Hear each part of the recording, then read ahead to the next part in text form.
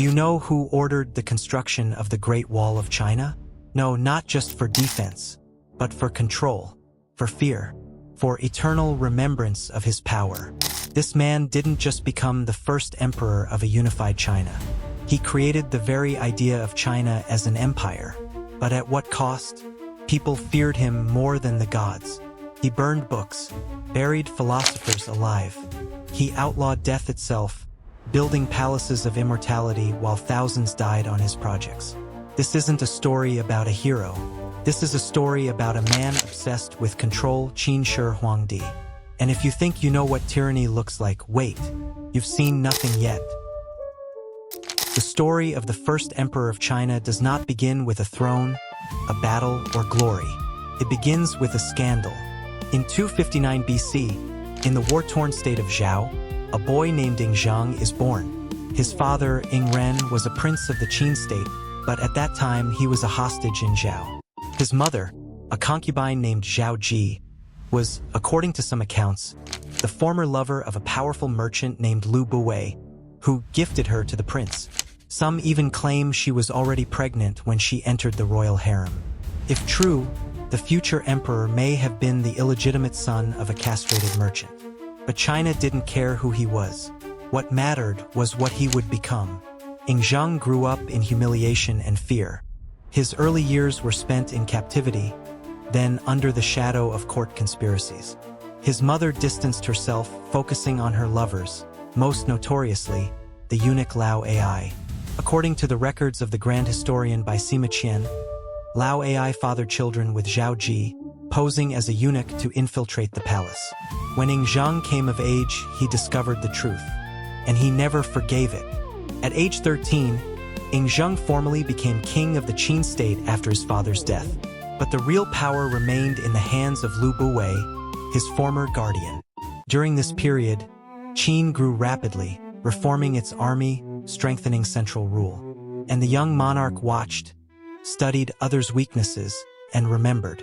In 238 BC, at age 21, Zhang seized real power, and he began with revenge. He ordered Lao Ai executed, wiped out his entire clan, and exiled his own mother to a secluded palace under house arrest. Thousands of people tied to the scandal were executed. Because in Zhang's world, there was no forgiveness, only domination. From that point on, he ruled alone, and he ruled ruthlessly. He crushed conspiracies, tightened his grip over the nobility, and centralized power. He was unafraid of blood. His ambition was to turn the fractured kingdoms of China into a single empire. But not a dream of unity, a dream of absolute rule. Zhang looked upon China and saw anarchy. Everyone was at war with everyone. People starved, philosophers argued, officials stole. And he wanted one thing, order. But not order built on freedom. Order built on fear, iron, and silence. After Zhang had eliminated all internal threats, it was time to turn outward. 6 kingdoms still remained on the map of China: Han, Zhao, Wei, Chu, Yan, and Qi. Once, they had mocked the barbaric Qin state, isolated in the west among mountains and deserts. But now, Qin had the most organized army, the strictest discipline, and the coldest ruler. And that ruler had decided there would no longer be 7 kingdoms. Only one. He didn't negotiate. He didn't seek compromise. He attacked, burned, destroyed. Each kingdom fell before him like a rotten tree under an axe. In 230 BC, Qin crushed Han. 2 years later, Zhao. Then Wei. The campaigns dragged on for years, but they moved relentlessly. He didn't face heroes, he faced tired bureaucrats. They sold out their people, surrendered cities, and saved their own skins. The greatest resistance came from Chu, a powerful kingdom with deep traditions. But even it fell. In 223 BC, Qin armies obliterated everything in their path. Fields, cities, tombs. Finally, only 2 remained, Yan and Qi. One betrayed, the other surrendered. Without glory, without a fight. By 221 BC, China had no more kingdoms. There was only one ruler, an emperor. But Zhang didn't want just a title. The word king felt filthy, weak. tied to the chaos of the past. He invented a new title, Shi Huangdi, first supreme emperor. The one after him would be the second emperor, then the third, the fourth, and so on. In his mind, a vision of an eternal dynasty that would last for millennia. But unity did not bring peace. It brought total centralization. All coins in the empire reissued with a new design. All units of measurement standardized. All roads had to lead to the capital. The writing system unified so officials across the empire could understand each other. Even the axle width of carts identical so wheels would follow the same tracks. It sounds like progress. But behind the curtain it was tyranny. Any resistance was punished by death. All books that didn't align with the official philosophy burned. The emperor declared Confucians to be pests. Humanist and moral teachings no longer needed. Only one thing mattered: absolute obedience. The worst was still to come. But already, for the first time in history, China was united. Under one ruler, under an iron fist, under the first emperor, feared far more than he was ever loved. After proclaiming himself emperor, Qin Shi Huangdi no longer saw himself as a mere man, at least not in his own mind. He believed he had become the embodiment of order, the vessel of power meant to last forever. He began turning China into an empire of terror. Physically, first of all. Millions of peasants and prisoners of war were forced into the most massive construction projects in human history. Among them, the ultimate symbol of his power, the Great Wall of China. But this was not the wall we know today.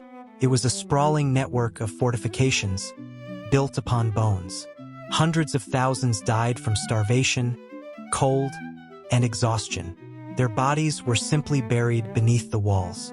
The people whispered, "It's not a wall, it's a long grave." At the same time, the emperor commissioned vast palaces, roads, canals. He spared no cost. But this wasn't development, it was obsession. He wanted the empire to breathe in one rhythm, a rhythm of fear. But the true horror came not with bricks, but with fire. In 213 BC, by imperial decree, a great cleansing began. All books that did not align with the official ideology were to be destroyed. Works of philosophers, historians, poets, all went up in flames. Anything not written by the empire's hand was declared dangerous. But he didn't stop there. A year later, he ordered 460 Confucian scholars buried alive for daring to publicly question his reforms. They were dragged into a square, bound, and buried. And the people were forced to watch.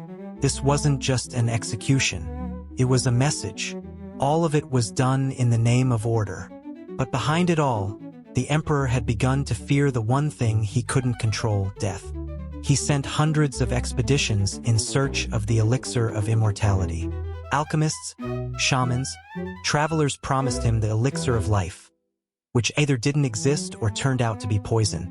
He believed their tales but executed those who failed to deliver. Dozens of charlatans paid with their lives. The emperor wanted to live forever, and so he began building something that would outlast even his body, his tomb. At its center, a secret mausoleum buried beneath a hill, surrounded by 8,000 terracotta warriors, each one fully armed, each with a unique face. This wasn't just a statue army. This was an eternal guard for his soul. But the fear never left him. With each passing year, he became more paranoid. He changed residences every month, slept in a different room every night. He knew he had forged an empire through fear, and feared that one day, that same fear would come for him. The final years of Qin Shi Huangdi's life were not a golden age, but a slow unraveling in fear. Ironically, the man who united China became a prisoner of the very order he created. He trusted no one except two men, his Chancellor Li Si and the chief eunuch Zhao Gao. Together, they became the only filter between the emperor and the outside world. He had no friends, only subordinates and shadows. In his obsession with immortality, he traveled constantly, changing routes at the last minute, avoiding palaces where he once slept.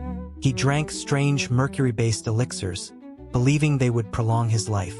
But it was those very elixirs that poisoned his mind, triggering tremors, paranoia, and violent outbursts. In 210 BC, during a journey to the eastern regions, his body finally gave out. He died in the city of Shakyu, suddenly, with no witnesses except Zhao Gao and Li Si. And this is where the ugliest chapter begins. Instead of announcing his death, they hid it. The emperor was dead, but the empire didn't know. They transported his corpse in a sealed cart, surrounded by boxes of rotting fish to mask the stench of decay. Their goal, to rewrite the will. The rightful heir was the elder son, Fusu, wise, just, and strong. But Zhao Gao didn't want a just ruler. He wanted a puppet. So he coerced Li Si into forging a new imperial edict, naming the second son, Hu Hai, as heir. Soft, weak, and controllable, Fusu received a falsified order to take his own life.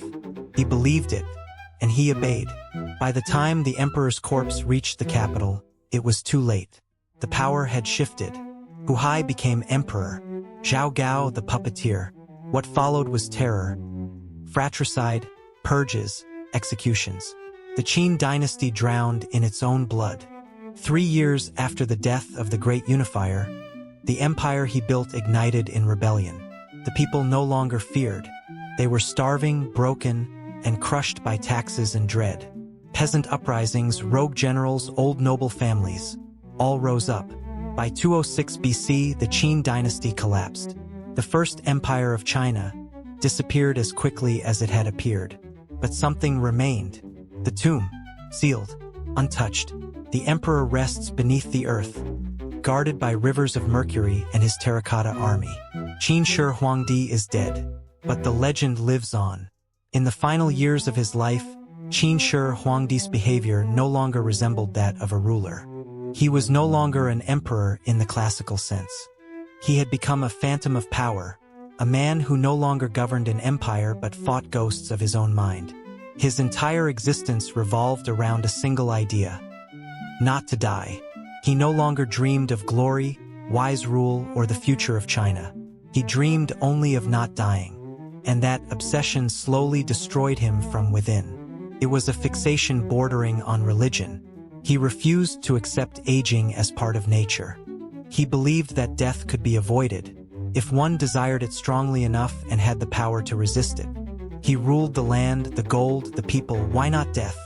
He assembled dozens of alchemists, travelers, shamans, and healers, sending them to the edges of the world to search for the isles of the immortals, caves of eternal life, and elixirs of youth. He paid them in gold, and when they returned empty-handed, he had them executed. The emperor drank everything they gave him: potions of mercury, powders of cinnabar, concoctions made from silver, snake blood, and the urine of virgins. All for one goal: to live one more day. But these cures only poisoned him. His body began to rot. He became irritable, prone to rage. His skin blistered, his complexion turned pale, his eyes yellow. His mind unraveled into paranoia and delusion. He became obsessed with the idea that someone wanted to kill him. He no longer stayed in the same palace for more than a few days. He slept in a different room every night. No one knew where, not even his guards. He believed every servant could be an assassin, every meal poisoned, every shadow a spy. He even read letters only while wearing gloves and ordered the seals to be burned with flame in case of poison. He no longer trusted even Chancellor Li Si, but dared not remove him as Li Si still held the state together. In this state, the emperor began to wander, not like a ruler but like a fugitive in his own land. He moved without direction, changing course daily, convinced that death couldn't find him if he never stood still. If he kept moving, death would lose the trail. Palaces he passed through were left abandoned. Servants were executed for the smallest mistakes. In every new location, dozens of rooms were prepared, because no one knew where the emperor would choose to sleep. Fear became his god, and in trying to escape it, he became the very monster he once claimed to conquer.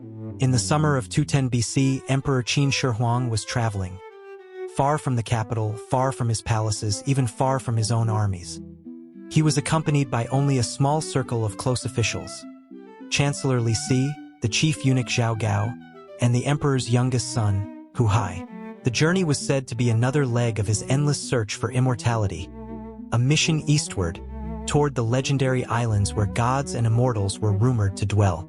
But instead of finding immortality, he found death. The first symptoms came suddenly. The emperor complained of a burning pain in his chest, intense heat, and weakness in his legs. Breathing became labored, and his vision dimmed. Those near him could see. Something inside him was breaking. The man who had spent years ingesting mercury and cinnabar elixirs was now collapsing under their poison. This was not a minor illness. This was the end. But no one dared utter the word death. Not in front of the emperor, not among the entourage, not even in whispers. Even as he raved, thrashed in his bed, and fell into unconsciousness, they remained silent. Out of fear, out of habit, a god was dying, and those around him could do nothing but watch.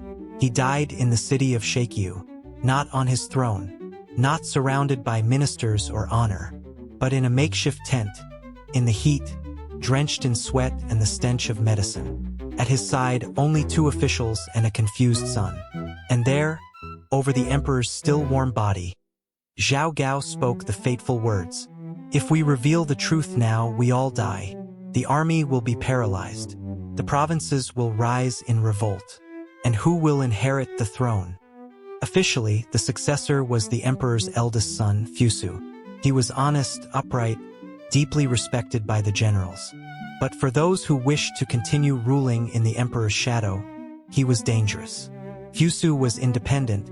He would never allow himself to be controlled. He would have purged the court, reshaped the system, maybe even tried his father for crimes. Instead, Zhao Gao put forward another candidate, the younger son, Hu Hai. Soft, timid, emotionally weak. He feared his father, had no political experience, and fully trusted Zhao Gao, the very man who had raised and mentored him. And so a plan was born. They would forge the emperor's will. At first, Li Si hesitated. He was a legalist, a believer in order and law. But fear overcame conviction. Fear of collapse, of chaos, of death. He agreed to write the forgery. The fake will stated that, in his final moments, the emperor had changed his mind. The throne would go to Hu Hai, and Fusu was ordered to take his own life. No explanation, no ceremony, just one imperial command: die. A courier departed with the forged edict and traveled north to the border, where Fusu commanded the frontier army. A strict, principled man, Fusu believed in duty, honor, and his father. When he received the order, he didn't question it. He didn't protest. He bowed to the heavens, recited a final prayer, and cut his own throat. Thus vanished the last true heir to the empire. Thus died the final chance for a legitimate succession. Meanwhile, back at the imperial camp, the emperor's body was rotting. The heat was relentless, the stench unbearable. To mask it, Zhao Gao ordered crates of rotting fish and meat to be packed around the corpse inside the imperial carriage. The escort was sworn to silence. Servants were told to pretend the emperor was merely ill, too weak to speak, too tired to appear. It was the journey of a corpse. But the empire didn't know it yet. When they finally arrived in the capital weeks later, the lie was ready. The emperor lives, they announced, but he is resting, and by his own will, he passes the throne to his son, Hu Hai. That was all it took. The machinery of power kept turning. The people still feared. The generals still obeyed. Hu Hai took the throne with no strength, no support, no legacy. Only a seal. And Zhao Gao, the real architect of the conspiracy, became the true ruler behind the curtain. Thus ended the life of the most powerful man in Chinese history. Without mourning, without funeral, without dignity, he had tried to control even death. But in the end, he couldn't even control who read his last words. After the death of Qin Shi Huang and the installment of his feeble son Hu Hai on the throne, the empire began to rot from within. On the surface, China remained united. But inside, it was a zombie state, moving forward on inertia without mind or heart. Zhao Gao, once a eunuch, now the de facto ruler, controlled the young emperor like a puppet. He isolated Hu Hai from the world, filled his ears with paranoia, Fear of brothers, ministers, servants, his own shadow. Under the guise of protecting the dynasty, mass executions began. Entire branches of the royal family were eliminated. Brothers, sisters, uncles. Anyone who could even dream of claiming power. Huai, who had never wanted the throne, broke completely. Governed by fear, he became not just weak, he became hollow. His rule saw thousands executed, opposition crushed, and state funds drained. The people, who once trembled before imperial edicts, began to seethe with anger. In 209 BC, the first revolt erupted, led not by generals, but by two common soldiers, Chen Shang and Wu Guang. Delayed by floods and facing execution for tardiness, they chose rebellion over death, and they became a symbol. Soon, other regions rose up too. Remnants of old kingdoms, noble families, starving peasants, and disillusioned soldiers all joined in tearing apart the empire that Qin Shi Huang had so painstakingly built. By 207 BC, the rebels were at the capital's gates. Zhao Gao, sensing the end, tried to flee, but was killed. Huai, abandoned and broken, took his own life. And in 206 BC, less than 4 years after the death of the great unifier, the Qin dynasty ceased to exist. But not everything disappeared. On the outskirts of modern Xi'an, buried deep in the earth, something remained: the tomb of the first emperor. According to historical texts, it took over 30 years to build. A labyrinth of tunnels, stone doors, traps, and underground lakes of mercury, meant to symbolize the rivers of the empire. And guarding it all, an army, not of men, but of clay. 8,000 terracotta warriors, standing in formation, armed, sculpted with unique facial expressions. No two alike. This army was meant to protect the emperor in the afterlife. His soul was meant to sleep forever. And for centuries, it did. No one dared open the tomb. It was forgotten. Until 1974, a local farmer, digging a well, struck a piece of clay. Archaeologists arrived, and soon realized this was just the tip of something massive. The name Qin Shi Huang once again echoed across the world. His empire collapsed, but the fear he inspired remained. Even today, scientists hesitate to open the central chamber. Mercury levels in the soil are hundreds of times above normal. Beneath the earth, the deadliest trap in history may still lie in wait. The emperor is dead, but his shadow lives on.